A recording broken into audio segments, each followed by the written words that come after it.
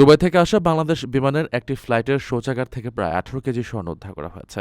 এ ঘটনায় তদন্ত জোরদার করেছে পুলিশ। চোরাচালান চক্রকে শনাক্ত করতে সংশ্লিষ্ট ফ্লাইটের pilot, cabin crew, technical staff, cleaning কর্মীসহ সব যাত্রীর বিস্তারিত তথ্য চাওয়া হয়েছে। এছাড়া ফ্লাইটের ভেতরের সিসিটিভি ফুটেজ, বোর্ডিং ব্রিজ ও রানওয়ে এলাকার ভিডিও সংগ্রহের উদ্যোগ নেওয়া হয়েছে।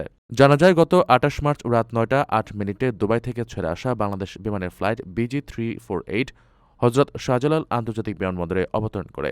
C2 বোর্ডিং ব্রিজে অবস্থান নেওয়ার পর বিমানের তল্লাশি চালিয়ে শৌচাগার থেকে বিপুল পরিমাণ স্বর্ণ উদ্ধার করা হয়।